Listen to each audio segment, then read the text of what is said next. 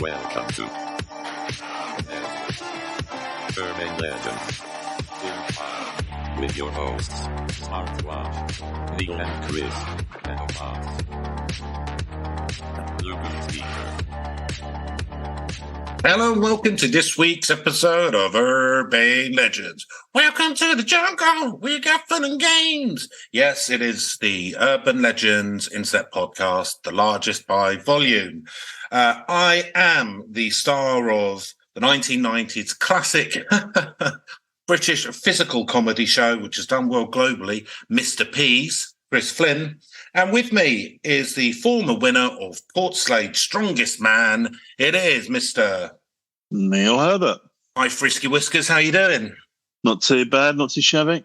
Not too shabby. So, Port Slade's Strongest Man. Tough contest. Well, it certainly is. A lot of strong people in Port Slade, isn't there? Well, there are, yeah. And so how long Mecca ago for the was this? bodybuilding community. It was back in the 90s. Back in the 90s, okay. Yeah, back when roids were cheap and available.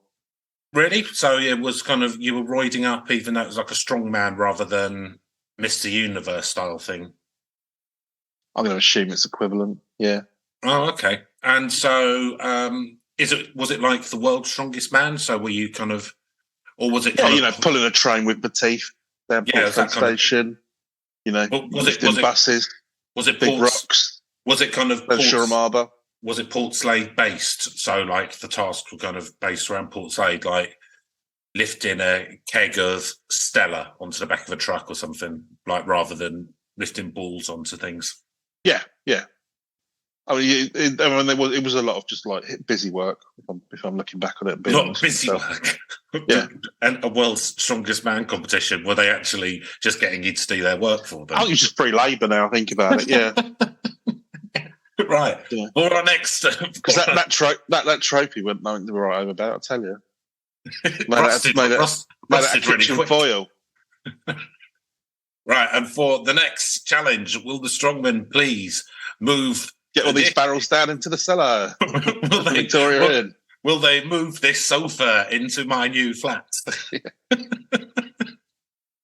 Will they move all of these boxes from the back of this truck into storage? Into my storage lockup. Right, okay. So how long did it take you to figure this out? You just come into it now? Or? About 4 years. Will you pull my car to the local tyre centre? All right, and how much did you have to pay to enter this contest? I mean, not really. Now look back.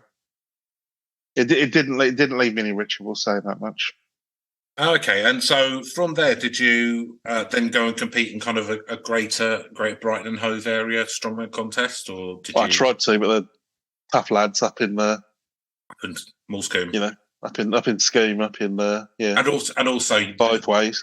Your victory wasn't recognised, was it? Because it was a scam. Well, yeah. Well, I mean, I'd never actually had to do any kind of like caber tossing or anything like that. They're quite heavy, Chris. You wouldn't. They are quite heavy, aren't they? I couldn't toss them very far. Did you have to Did you really struggle when it came to like picking up an anchor and waddling 100 yards with it or something? I mean, murder on my back. So yeah. Oh, I bet. Well, to be honest with you, the medical bills are crippling now. Yeah, and that's really weird as well, isn't it? Considering the osteoporosis I've got in. Yeah, considering we don't have medical bills in this country. So yeah, put it at a point of use. Go to show. Do you think that maybe you're being scammed again? I mean, it sounds like it, doesn't it? I've not always invested wisely. No, that's true. And in some ways, I feel like I'm partially responsible for being your manager and all. Well, yeah, for the last 30 years. I've done all right out of it. Yeah, I know. That's right, Neil. Like I've said to you, keep eating that whey protein powder. Keep doing, keep trying to push trees over or pulling cars, and that's all good stuff. We'll get you into the Greater Brighton Hove one. Sometime before 2040, hopefully. Did you hear anything about me getting that Game of Thrones part? I was going to play some some big beef. You like that fella, the Mountain? Yeah, I sent them your show reel and they didn't respond. All right. Me pushing 20 trolleys at once? You pushing Sainsbury's car park, West Day. Yeah, I mean, but that wasn't a strongman act, was it? That was you. That's my minimum wage job. The Dole office made you get that, otherwise they'd cut off your benefits. Yeah.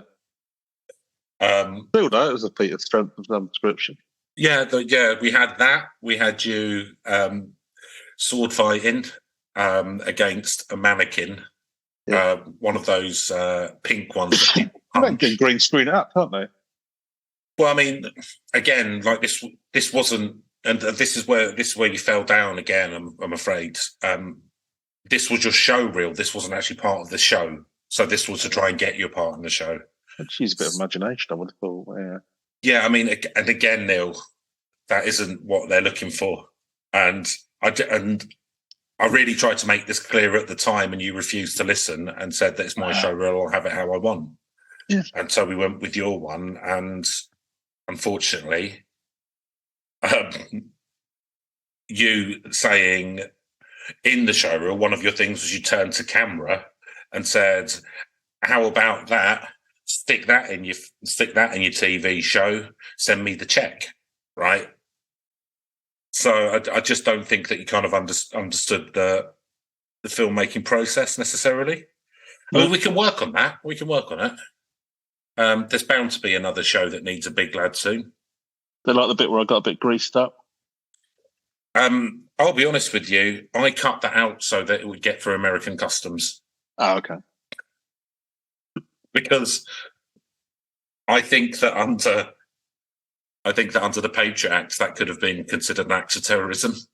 It's a lot of money I spent on lard there that was wasted, Chris. But there you go. And again, I did tell you not to do that. I mean, you could. It's not always easy being your manager. The benefit of hindsight, you didn't say anything. No. I had the benefit of foresight now. Like, I know that you're someone who learns by doing. Yeah. Apart from the learning, kinesthetic. Well. So, are you still training, or are you? No, giving up now. Giving up training. You're solely looking for sort of extra work now. Is that right? Yes. Yeah. Okay. Well, I'll keep ringing round. That's all I can do. Well, there you go. As Whitnell said, you take 10% of the cut, kiss 10% of the artist, or whatever that phrase was. Yeah. Okay. I mean, again, like the fact that you've based your entire sort of idea of this on Withnail and I is another issue we've spoken about. Yeah. It's a very accurate depiction of the acting world. Okay. The thing is, before you got into management, you were a bit more successful than me, didn't you? Was this very successful? Yeah, with Mr. Pease. Mr. Pease. Yeah. It did really Sounds well. familiar. Sounds like a bit of a low rent version of something a bit. Well, so the storyline. Ryan Atkinson might have done.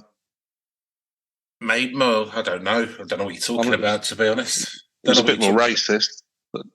Well, I mean, it's a story of someone who's with learning disabilities who's slipped through society's the social sort of safety net and lives in a bedsit, and his best friend is a doll, and he goes, "Oh, dolly," and the sort of physical hijinks he gets up to while sort of trying to navigate the world, but without really understanding it, and everyone sort of having a laugh at him. Seems a bit wrong, but compelling. Well, it does. Well, yeah, it does. Physical comedy translates well to all languages, though, doesn't it? I think that's the thing. It does, and what we did is we quite cleverly we didn't release it where what was Roll Atkinson or something. Apparently he stole the idea. He was doing something similar. Stole it before we did it as well, which is that's the most cunning of deals. Most cunning of all, using time travel, presumably. Well, what you get, and then you got that on that BBC gravy train back in the day. Got that Blackadder money. Probably hired Darren Brown to see what you're going to do. Oh God, yeah. Did it. Well, less said about that, the better. Oh, yeah. So we didn't sort of try and release in sort of America and Australia and stuff. We went for kind of the secondary markets. So we released it in Iran and like Republic of Congo, Nice. Bolivia, that kind of thing. Where they weren't getting Uzbekistan. They like a Uzbekistan, yeah, and so you had kind of good stuff. sight gag. Yeah, so you kind of had stuff kind of like me in a shopping trolley going and going through traffic and stuff. Nice. Falling into canals. That's quite a famous scene. Falling into a canal because I slipped on an old burger wrapper. Eating twigs. That was a good one. Eating twigs. Turning their twiglets. Yeah. Turning their twiglets. Trying to butter a dog. That was Was that because you thought it was a hot dog? Because I thought it was a hot dog. Yeah, you misunderstood what hot dog was. Exactly, because of my learning difficulties. Yeah. I mean, you did. I mean, I sometimes feel that unlike Mr. Bean, the fact that you decided to explicitly call out his learning disabilities may have been a mistake. In hindsight. Well, isn't what was he called? Mr. Bean. Right, and what is that quite similar? I mean, yeah, it's pretty much identical shot for shot. Right. Well, I don't know. I've not seen it, but presumably that character. Apart from the bit where he goes to camera and then starts talking about his medical records, I think the audience is going to be laughing at that, aren't they? It's kind of. Well, yeah, because he keeps getting the words wrong. Oh, right, yeah, yeah, because it's like it's not a bright lad. Bright in his own way, he's always very cheerful. Yeah. Used to star in that. Got a few films out of it. A cartoon that was good. The cartoon was done in Turkey. It's done with the residuals are fantastic now. I'm doing all right out of it. Yeah, it was quite cheaply animated, wasn't it? It was all about 2 frames per second. Well, it was like 2 frames per second. What they did was they just I did like lots of different facial expressions, and like they cut out the picture from the Polaroids, and then just use that to do the stop animation rather than having to draw it. Yeah. And then they, for the body, they just cut out people kind of models from catalogs. Yeah. So, it's quite a terrifying experience in a lot of ways. It's quite jarring because when he's walking, he's changing clothes every step. But like people liked it. They thought it was quite art house, but actually it was purely down to costs that we did that. I just didn't realise it was just incredibly cheaply animated. Yeah. Yeah. So all good. So that's why I feel that I am the right person to manage your career. I just wish you'd listen a little more, Neil. Well, undeniably more successful than me, so I suppose that. You strongmen artist types. Neil. Right, I believe you've got a myth for us, Chris. Moving on. I do. And the podcast. And do you know what? It crosses lots of different boundaries. Ooh. You've got spiritualism. You've got vortexes. You have Native American stuff. Right. You've got Lizardmen. You've got time travelers. You've got UFOs, and you've got people from the lost sunken city of Lemur, I believe it's called, which is like a Pacific version of Atlantis. Fair enough. And it is the many legends and stuff of Mount Shasta, which is in Northern California again. Oh, back in California. Back in California. And it's about Shasta, of course, not to be mistaken with Mount Shatner, which is the thing which you're currently building, Neil, isn't it? Which is up in Scotland. You're carving out a big relief of William Shatner on one of the Gorms. Yeah. How are you getting on with that? It's going to be the biggest face in the world, isn't it? When you're done with it. Yes. Yeah, it will be like 300 foot high. Lovely. And where are you at the moment? Well, we're sort of doing a bit of replanning because I wanted to do Right. like modern day Shatner, Yeah. and it kind of just looks like a pile of rocks anyway. So Right. we're kind of rethinking maybe doing, like 60s era Star Trek, So the one which you've got at the moment is indistinguishable from the rest of the rocks, is that? rock face. Yeah, unfortunately. Right. Oh, Yeah. okay. We're having to have a bit of a rethink. Maybe do it in an Art Deco style. And he could have like a helmet with wings on it. Just a suggestion. Well, we'll have a think about it, Have a little think. So I'm going to start off. So there's loads of stuff about this, so it's quite difficult to find one thing that covers it all. But I'm going to start off with the NPR website. So that's pretty highfalutin, isn't it? Not too shabby. NPR, which I believe is National Public Radio. Oh, no, yeah, that's their free-to-air one, isn't it? Yeah. It's like their BBC.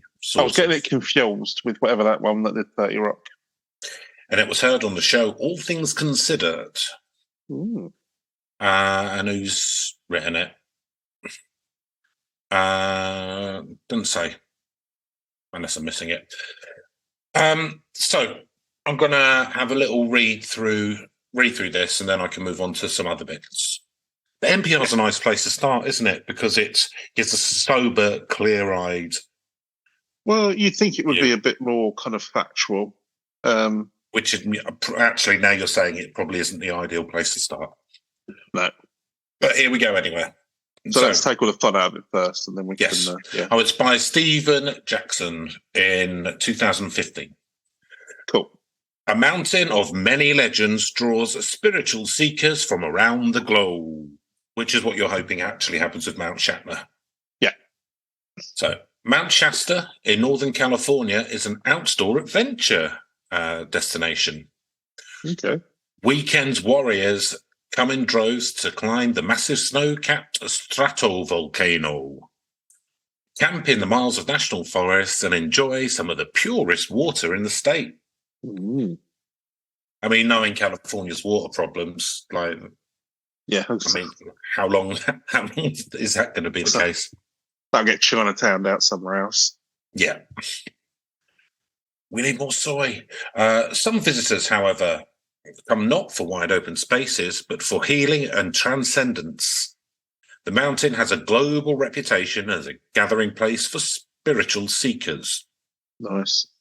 Heeding a mountain's call. I smell cash. Cha-ching! Many of Shasta's spiritual-minded visitors make their way to Shasta Vortex Adventures, a touring outfit in the town of Mount Shasta. It's in a quaint little house on Chestnut Street, just off the main boulevard, right next door to a metaphysical bookstore. This sounds all very woo, doesn't it, so far? Yes.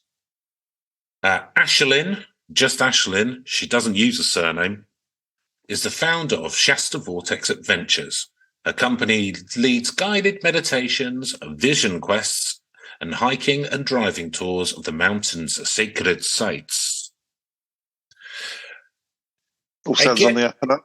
I get people from all over the world, she says, pointing at a world map on the wall behind her desk. There's a little pushpin for every client's home country. I'll be honest with you, having a quick look at the picture there, not as many as we have listened to this podcast. Oh, yeah. Thumb my nose. Nice. The map is bursting with pins. They come here for spiritual growth, healing, understanding, and more about themselves, figuring out what their life's purpose is, and sometimes just to feel the energy. The mountain pulls in approximately 26,000 visitors each year, according to the Mount Shasta Chamber of Commerce. And a straw poll of the town indicates many of those visitors never leave. Dun, dun, dun. Oh, this has got a bit of cult written all over it now. It does have a little bit of... It's starting to... I mean, if your way of trying to understand what your life goals are is to go up to a spiritual mountain, I imagine Mug is your life choice. Neil, you're being very dismissive. Please remember that I'm an animist. I need to open my third eye, don't I, and see what's going on. Look, everything has some kind of energy or spirit now. Yeah. Everything from the sun to the pebble on the seafront. Judith Dankowski, who came to the town years ago, is one of those visitors turned resident. What drew me here was the mountain, she says. Now she works at the visitor centre, pointing tourists to the best spots on Mount Shatner. So at the moment, we just seem to be talking about the tourist stuff. But I think this it goes is more got the energy of an advertorial at the moment, but it's NPCs or NPR, so it won't be. I don't know. Are they taking sponsorship these days? Nah. They're always on pledge drives, aren't they? Yeah, pledge drives, not sponsorship. Those jokes from The Simpsons. Yeah.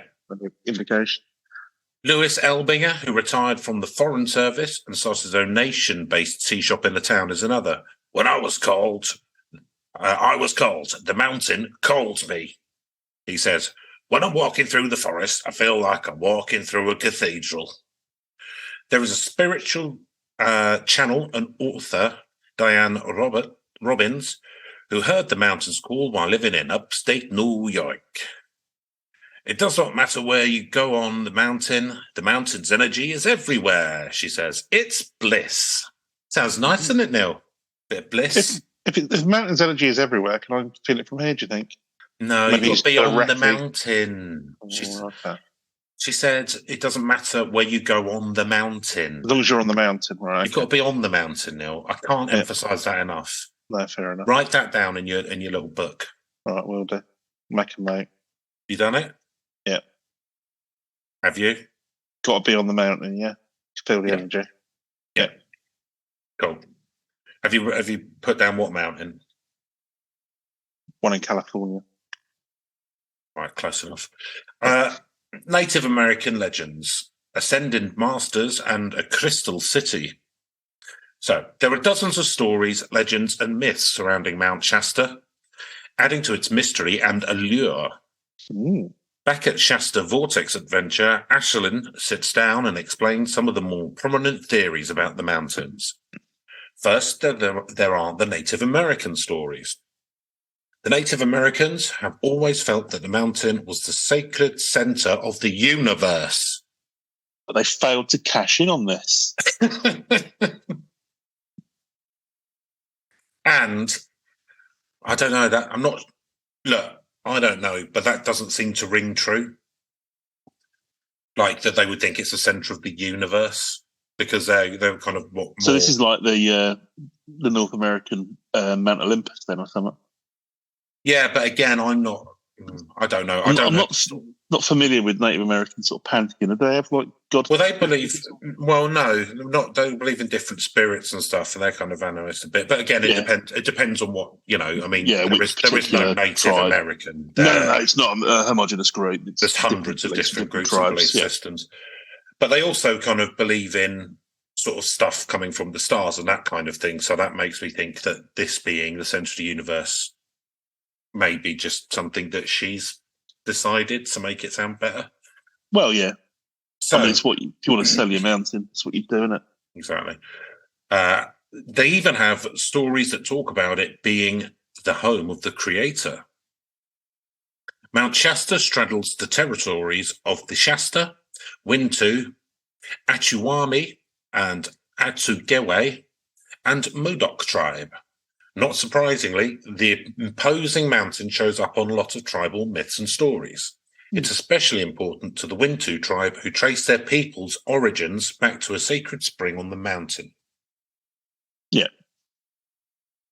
They have always done their sacred ceremonies here, and they continue to do them to this day, says Ashlyn.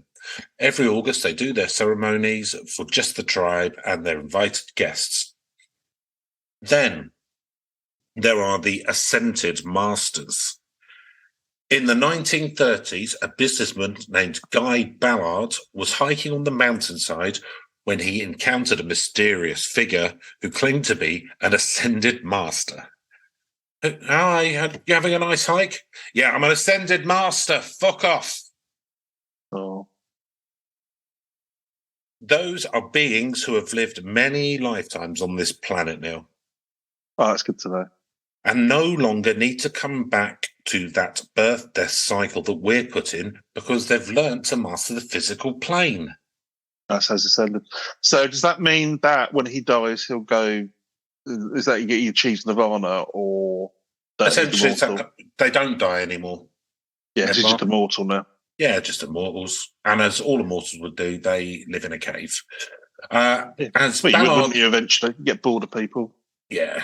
You've heard it all before. Go and live in a cave. Oh, not all this again. As Ballard would later write, this particular ascended master passed on his teachings and took him on a cosmic journey through space and time. Of course he did, Ballard. Okay, that should be good. So Ballard, along with his wife, Edna, you're going to like this, Neil, soon started a religious movement called the I Am, in all capitals, activity. A mixture of Christianity, theosophy, and fierce nationalism. Oh, this has got, this sounds good. Ballard claimed to be George Washington reincarnated and said that America was spiritually superior amongst nations. Totally. Well, I mean, that's what you learn once you've. I was just picturing a load of peaceful hippies up a mountain getting ripped off. Not some right-wing fuckhead. Or on the reincarnation of George Washington. Who, by the way, while he may have been a very good general or whatever, I mean, he wasn't like a fucking saint, was he? Oh, far from it. Very far. He was well, and also he was the richest man in America, by a long way, and big slave guy. I mean, that's part of the course, I guess, but not excusing it in any way, shape, or form, but yeah. Yeah, his sort of main problem with the British was that he didn't want to pay tax on all of his lands because he had more land than anyone else, and he was by far the richest man in America. It'd be like sort of Bezos being the head of your revolution now. Not that I'm saying the revolution was wrong. I'm just saying that no, fair enough. He wasn't necessarily sainted. Right. So once I've got physical plane under heel, then it's nationalism. Yeah. Well, if you've been taught by an ascended master, something really nice. Yeah. Just going to do coming of George Washington. Excuse me. So at the height of its popularity now, the I Am activity had about 1 million followers. I Am activity? That's a weird name for your cult. Yeah, really is. Is that one word or is that separate? I was trying to look this up, although I don't. It's separate. Yeah, no, there'll be loads about it. So I Am in capitals, I space am, and then activity not in capitals. And at the height of its popularity, the I Am activity had 1 million followers.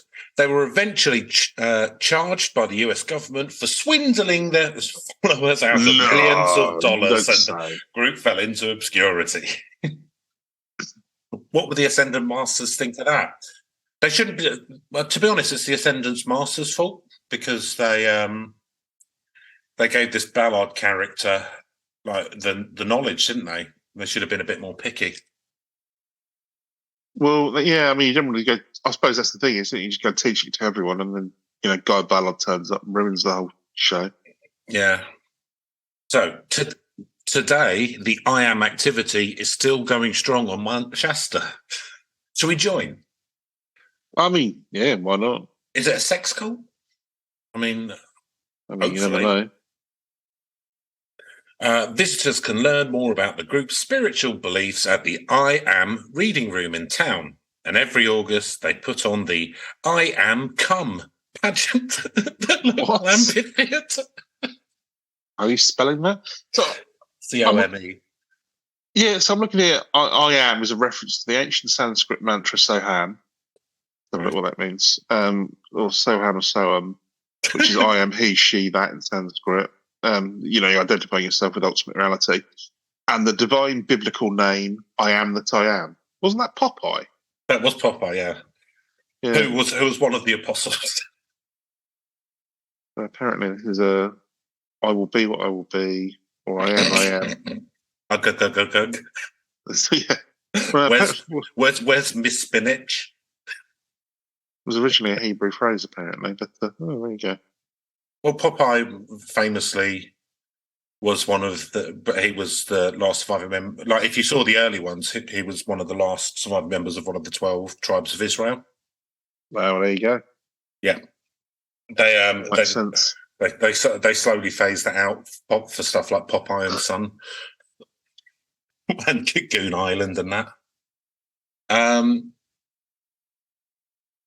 want to go to the I Am Come patch. Yeah, they. I was going to say Popeye was on the music card, but yeah, go. I want to go to the I Am Come pageant. Explanation. Yeah. I know it's pathetic, but it's funny. Finally, there is the legend of Telos. According to Ashelin, Telos is a crystal city inside the mountain inhabited by higher dimensional beings called Lemurians. That goes way back to the ancient continent of Lemuria that was in the North Pacific Ocean many thousands of years ago, she says. It was actually inhabited before Atlantis was inhabited. Well, there you go. Yeah, Atlantis ripped us off, actually. As the story goes, Lemuria and Atlantis got into a thermonuclear war and sank their continents. The Lemurians fled into Mount Shasta, and that's where they've remained ever since, mostly. Well, that's what you do, isn't it? Mm-hmm. If you sank your continent, you go and hide in the mountain for a bit. And lick your have a good think about what's going on. Well, there's a couple of stories from the 1940s where the Lemurians were actually seen walking into town, says Ashelin. They were 7 feet tall, dressed in long white robes and sandals. They went to the general store to buy the supplies and paid for their purchases with chunks of gold.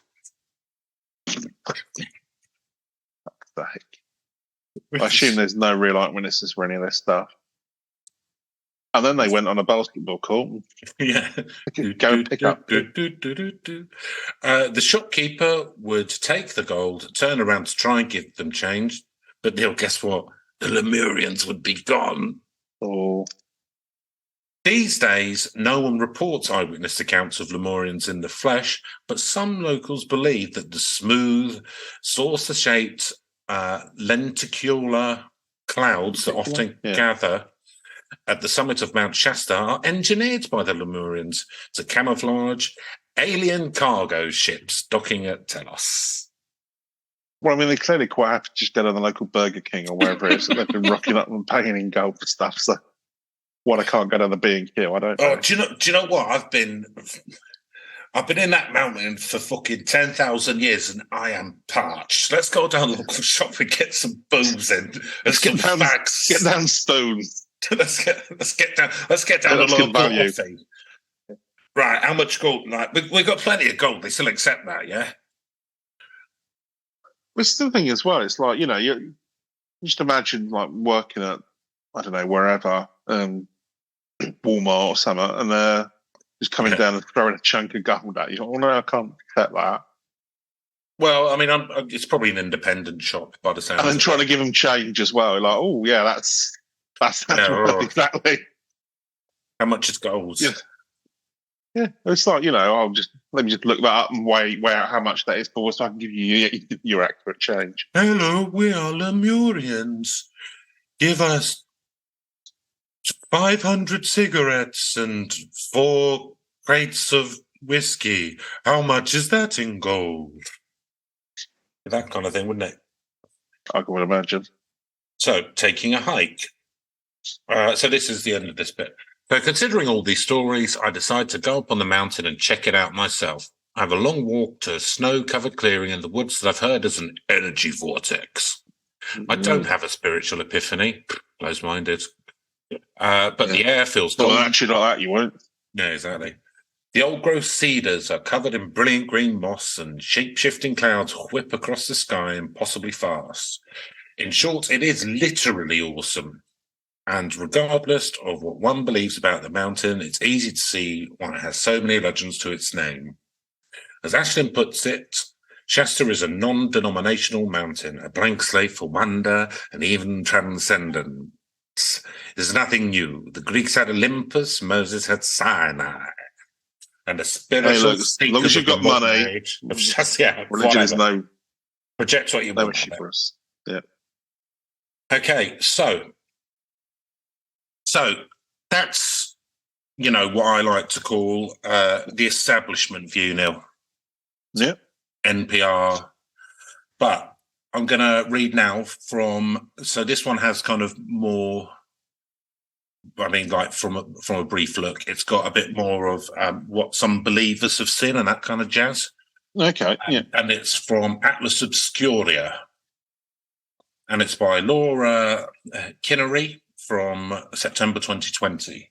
Oh, so recent. Very recent. So there's something about Mount Shasta. That'll be the cum party thing. Like something about Mary with the hair.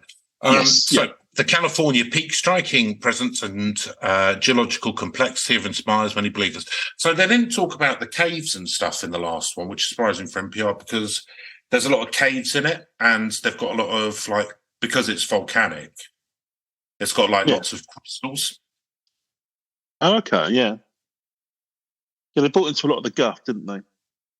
It was more talking. I mean, it sounds like I don't know. I'm not going to have a go because I don't get off my ass, but it sounds like she basically just talked to that one woman.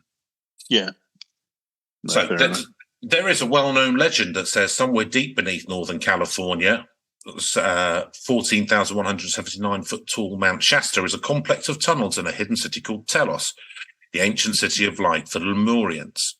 These are the residents of the mythical lost continent of Lemuria, which met its demise under the waves of the Pacific or the Indian Ocean, depending who you ask, thousands of years ago. Lemurians, believed to have survived the catastrophe, are said to have settled in Telos, and over the years their offspring have been sporadically reported wandering around the area, 7 feet tall with long, flowy hair and often clad in sandals and white robes. I mean, it just sounds like another cult. But yeah, pretty much. Apart from the height thing. So Lemurians aren't the only unusual figures said to inhabit this standalone stratovolcano. Easily seen from Interstate 5 and about 60 miles south of the Oregon border, Mount Shasta is believed to be the home base for the lizard people too. Those as well. Reptilian humanoids that also reside underground. We've not come across lizard people yet, have we, I don't think? Not really. Well, there was a brief mention of them in Denver International Airport. Oh, right, yeah. But very brief. So the mountain is also a hotbed of UFO sightings. One of the most recent, which occurred on February 2020, it was actually just a saucer-shaped lenticular cloud. Lenticular cloud.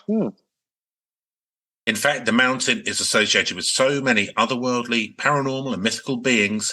In addition to being a long-established Native American traditions, it's almost like a who's who of metaphysics. It does. There is a lot of just stuff getting thrown at the pot here. I was thinking as well, because they were talking about using those lenticular cloud to sort of cover stuff up. I was wondering, could the Lemurians ride them around like Monkey in that show back in the 70s?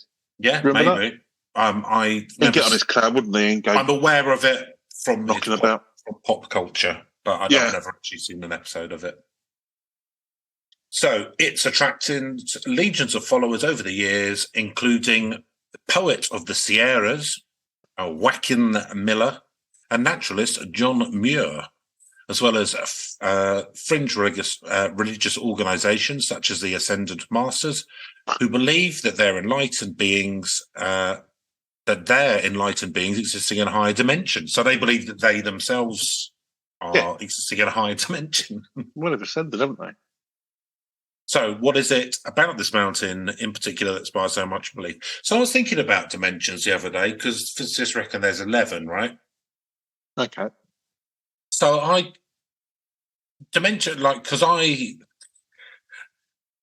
struggle I can't really envisage anything outside of the 3 dimensions. I know the 4th is time, but I can't really imagine it. So I don't know. It doesn't really lend itself to sort of like you can see diagrams of these things, but it doesn't really. To human Like, conception. it's not. Yeah, it's not really like comprehensible to your average human being, is it? Nah. So, excuse me. So, there's a lot about Mount Shasta and volcanoes in general that's difficult to explain, says Andrew Calvert, scientist in charge at the California Volcano Observatory. And when you're having difficulty explaining something, you try and understand it. Calvin has studied Shasta's eruptive history since 2001. It's such a complicated and rich history, he says, and Shasta itself is also visually very powerful. These qualities build on each other to make it a profound place for a lot of people, geologists, spirituality seekers, and even San Francisco tech folks and hunters gather there from 10,000 years ago. It's one that can have a really strong effect on your psyche. Thing is, because it's there on its own as well. Like it's not like part of a range of mountains. Okay, yeah. It's just like one peak, Yeah, in the middle of nowhere, sort of thing. So Mount Shasta is one of the most prominent of all the Cascade volcanoes, an arc that runs from southwestern British Columbia to northern California and includes Washington's Mount Rainier and Oregon's Mount Hood, among others. It's so steep and tall that it even creates its own weather, says Calvert. This includes the spaceship-looking lenticular clouds that tend to form around the mountain, created, he says, by humid air masses that hit the volcano and then go up a little bit and cool off, like a cloud does. Awesome.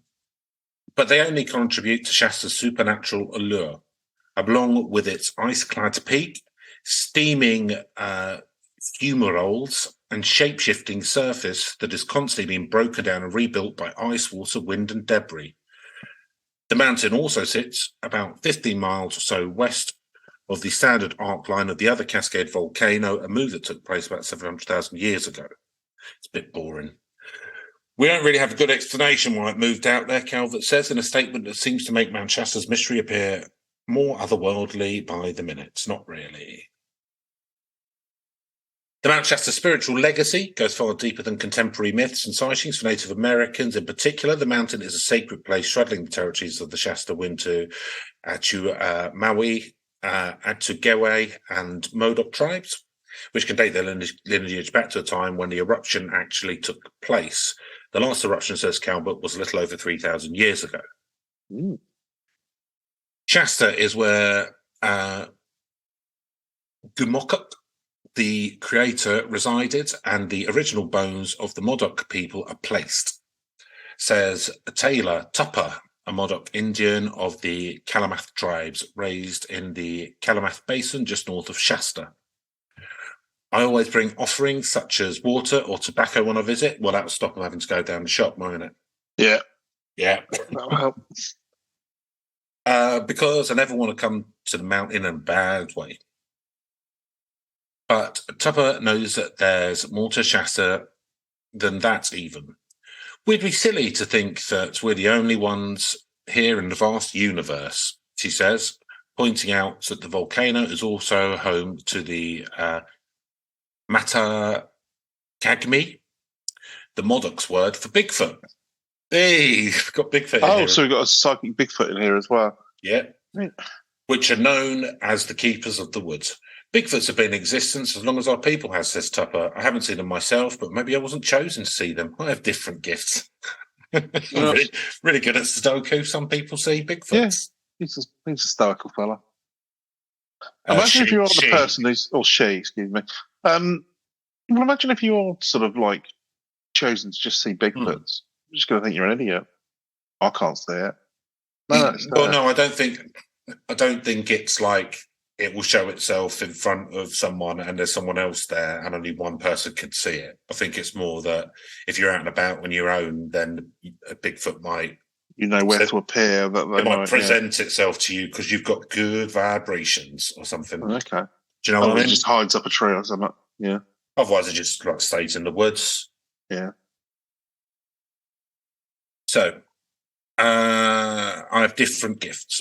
As does Philip Dawson, a Californian volcano observatory geophysicist who has spent nearly 4 decades looking at how volcanoes work, listening to the noises of their magmatic and fluid processes, which he calls talking, and interpreting those signals in terms of physical processes. It sounds a bit boring. I'm not going to read that bit. Fair enough. Right. So I'm going to now go into an account of someone seeing something from Shasta. There's a lot of claims here, very little in the way of what's actually happened. No, other than the sighting of some Lemurians in the Burger King or wherever it was. Paying with gold. Well, there's a couple of that. There's a guy which I'll probably look into as well. So I've got a report here which we're going to have a look at, which is from the Los Angeles Times. And there was also a guy in 1904 who claimed to have found a city in Mount Shasta. So we can have a look at that, and then we'll have a brief look at Wikipedia, and then we'll probably call it. Fair enough. So, Los Angeles Times. Odd accounts and strange tales orbit around Shasta by Lee Romney. Los Angeles Times, January 23rd, 2012.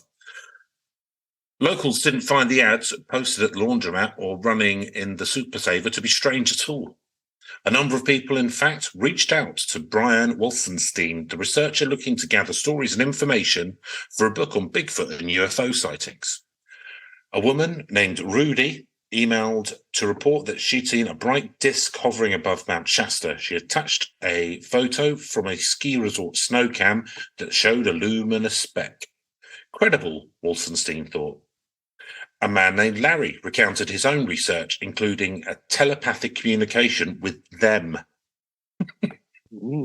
Conducted in preparation for the day extraterrestrials would reveal themselves to Earthling. Too out there, Wallenstein decided. People pulled him aside to share anecdotes of mystery lights and stargates, or to whisper the names of neighbours and brothers with tales to tell. Second-hand accounts flowed in about the forest ranger who casually spoke of spotting a Bigfoot east of Mount McCloud, and a deer-hunting couple from Weed who came across a bright-chromed vehicle on a dark mountain road. Ooh. Their stories will die if I don't do this, Wallenstein, a 56-year-old computer technician and self-published children's author, said recently from his home here. 21, a 2.5-acre sanctuary of sorts for the 6 cats who serve as muses. Mount Shasta, 14,162 foot peak, often tinged with pink alpenglow and topped by lens-shaped clouds, has long elicited awe. When John Murphy's caught sight of it, it was 50 miles away, afoot, alone and weary. He wrote in 1874, "Yet all of my blood turned to wine, and I have not been that wary since."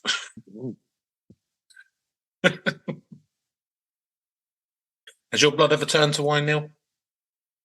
I mean, I've drunk enough wine that it's sort of got about halfway there. Okay, nice.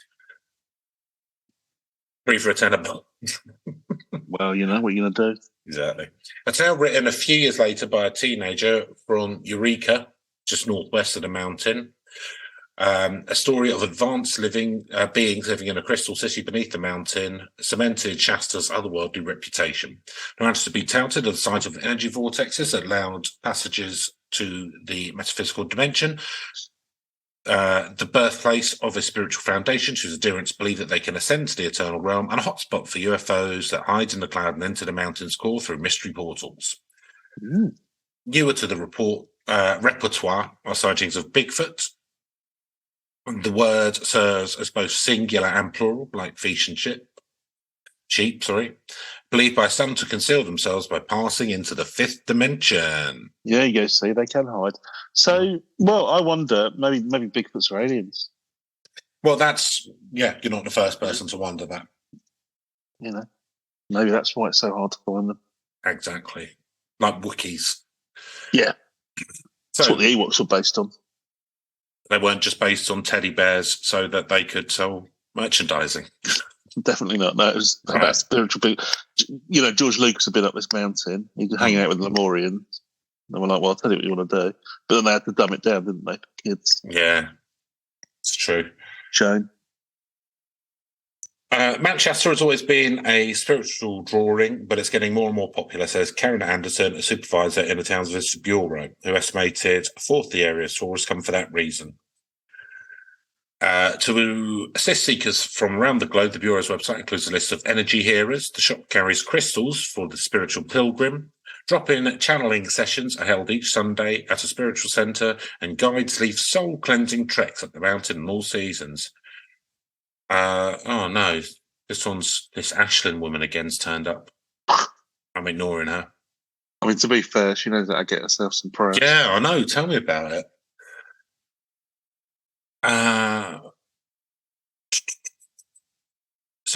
With its hot springs and glaciers, the dormant volcano at the southern edge of the Cascade Range has always been sacred to Native Americans, some who view it as central to their creation myth. But it was the Eureka, which is spelt weirdly, it's Y-R-E-K-A, teenager, Frederick Spencer Oliver, who blew the mystical door wide open in the 1880s when he claimed that an ancient native of Lemuria had used him as a channel to write a manuscript that described a buried city within the walls, polished as by jewelers though excavated by giants. Ooh. Residents who say they speak for the inhabitants of that underground realm have since multiplied. Oliver, no, I'm totally as spokesperson for the Lemurians. Lemurians, yeah, absolutely. And they can give you whatever advice you want. It's 100 quid for a reading. All right, you should invest in my travel company. Oliver was the earliest channel in this area, says historian William Mies, who put together a vast bibliography of the primary source on the mountain and its lore for the College of Siskiyous. Now, she says you can hardly miss a channel walking down Main Street.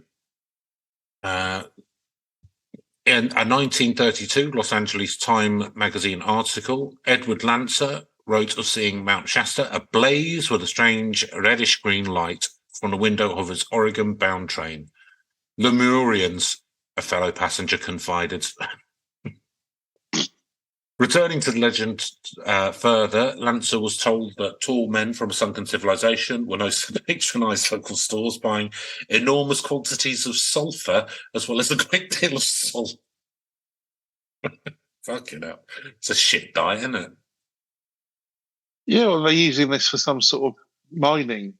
I don't know. Purposes. I don't know. What's sulfur used for? I mean, gunpowder, one of the key ingredients. I don't know. Oh, and salt. Maybe it's saltpeter. They're getting salt up. I don't know. In a stroke of fortune for the Mount Shasta economy, the items were always paid for in gold nuggets, and the gold always far exceeded the value of the merchandise.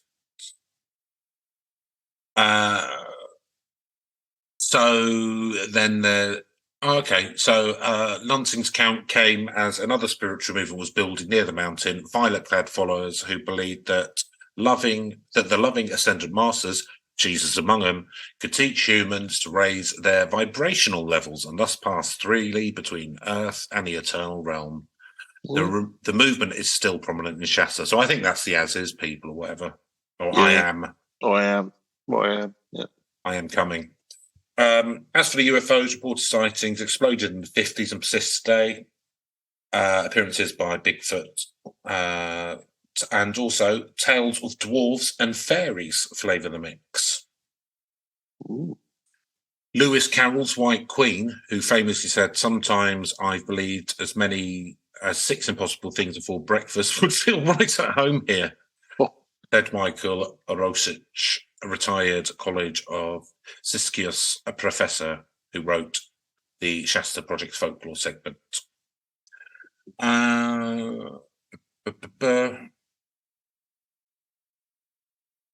So I'm going to leave that there and just have a look through Wiki quickly because someone who we've recently spoke of turns up. Oh. So the Wiki, and it's Legends of Mount Shasta, and it's unusual for its large number of myths and legends. and often said the secret city. So we've talked about the Native American legends.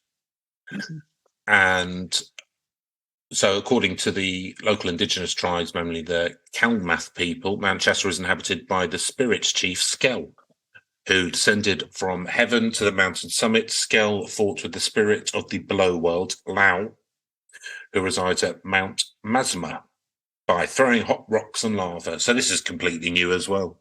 Yeah. Probably representing volcanic eruptions at both mountains. We know about Lemuria,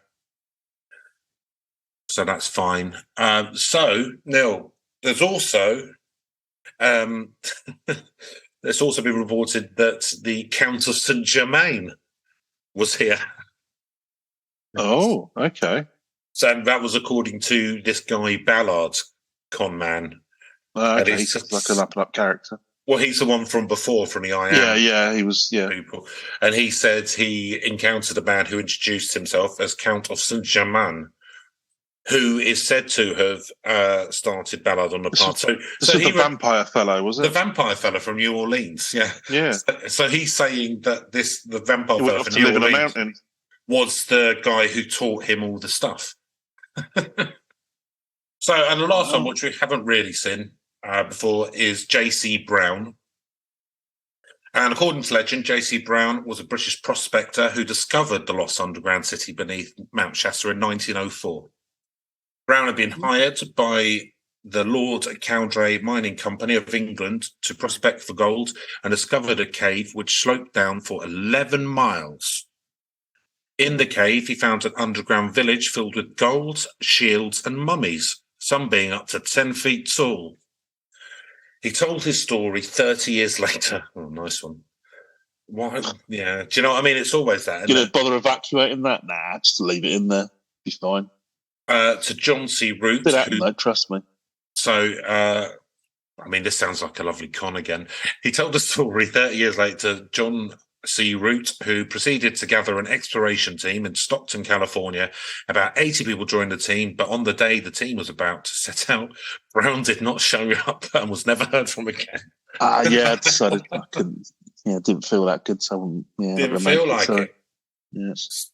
So I know that it's been like all of them are a bit brief, and with but there's a lot going on there, Neil. So I think there's a lot of characters going on there. I mean, all from other stories. I mean, I wasn't expecting the Count Germain to make an appearance.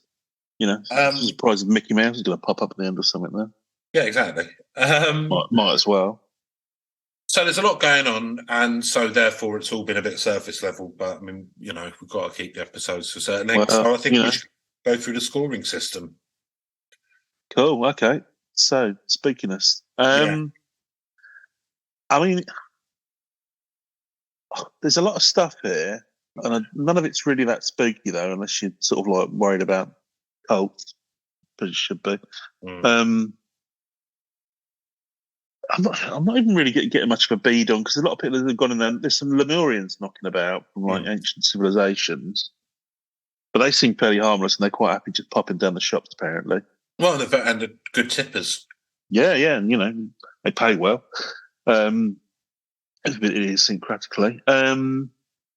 There's not anything bad happening here. Do you know what I mean? It's not spooky per se. Yeah, I'm going to have to give it a 1 for spookiness, because it's just not. It's nothing bad about the tale itself. It's just nothing here it all seems fairly kind of like, what's the word? Like something you want to go out and see if it was true, which I'm dubious about. But it's not a spooky one. So 1 for me. I'm afraid of spookiness. That's fine. So I don't think it's very. I mean, it seems to be pretty benevolent, doesn't it? The mountain and the stuff that's going on around it. But I do think that. I think the cults. Well, yeah, but I don't know enough about the cult to know if they were very abusive or whether they were just conners. Do you know what I mean? But they're like an artifact of it, aren't they? So it just feels like Millionaires Row in Brighton or something. It's where everyone goes, and you're going to get someone near do wells to turn up. Blah, blah, blah. Yeah, I mean, it doesn't look like very. I'm just really quickly skim reading. It doesn't look like they were a particularly abusive cult. so less kind of spooky than like a lot of them. Do you know what I mean? Where they hurt people loads. I mean, it sounds like it's just on.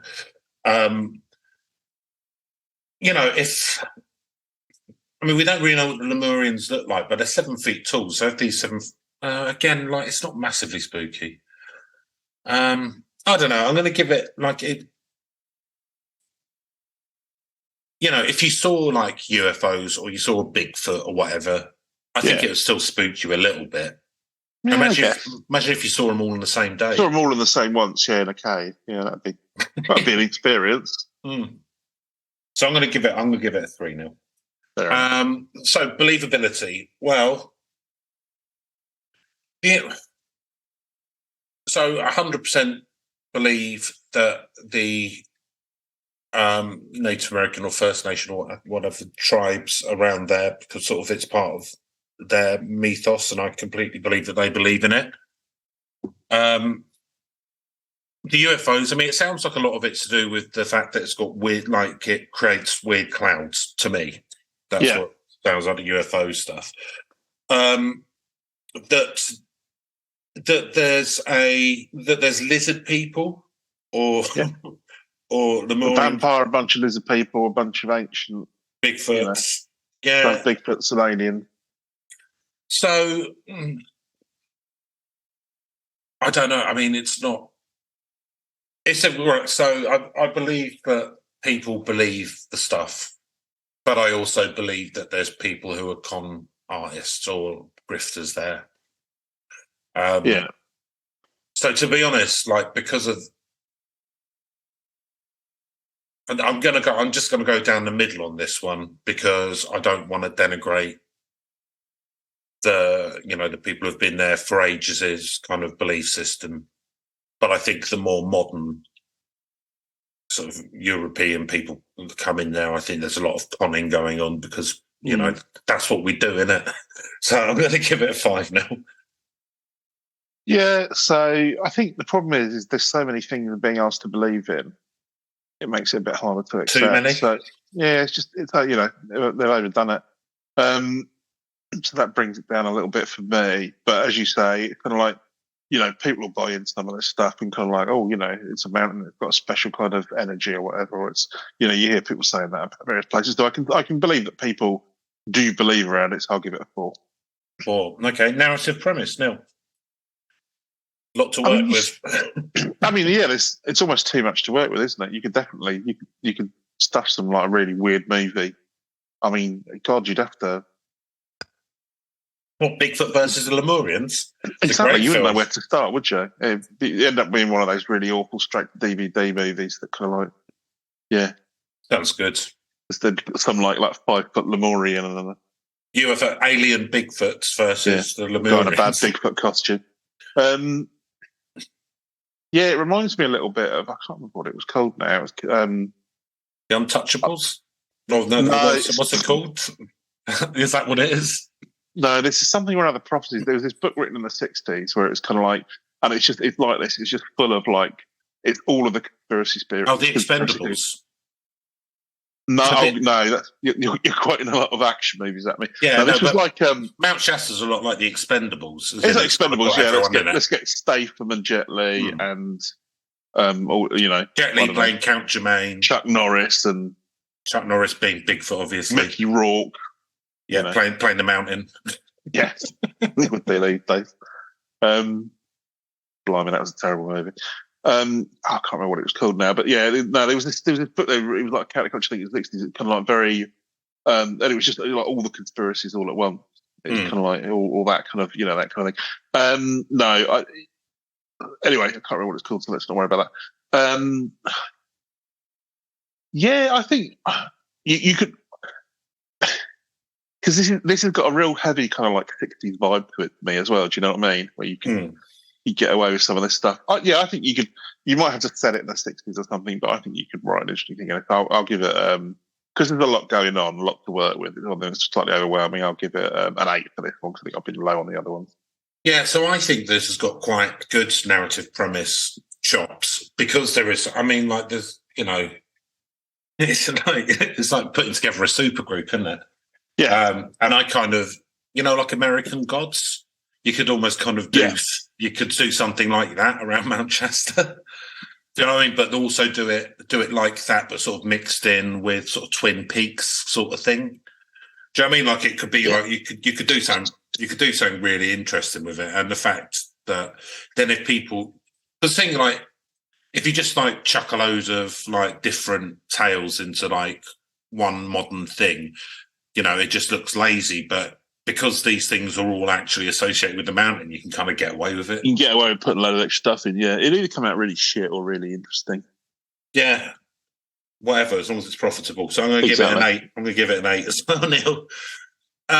And Reach. So, I mean, within spiritual circles, I think it's got quite a big reach, kind of like in the New Age circles, it seems to. Mm-hmm. So what's going to give it the big reach is like the reach through time, right? It's part of people's creation myths. So that like it's got a big reach through time. I'd heard of it before doing this. I'm sure you probably hadn't. I don't think people on the street would know it necessarily. But I think because of its reach through time, and I think it is quite popular within certain circles, I'm going to give it a 7 now. Yeah, no, fair enough. Oh, yeah, I can see sort of New Age types buying into all of this stuff. And as you say, some of the, I always sort of worry when this stuff gets co-opted from sort of Native Americans or First Peoples, and kind of like, or let's just use it to sort of like flag up other things, because I doubt very much they've got Bigfoots and UFOs and all this other nonsense in there. Well, to be fair, the person who said about Bigfoot was a Native American person. Oh, okay, fair enough then. The keepers of the woods or whatever they call them. Yeah, I've got no idea where that sort of comes.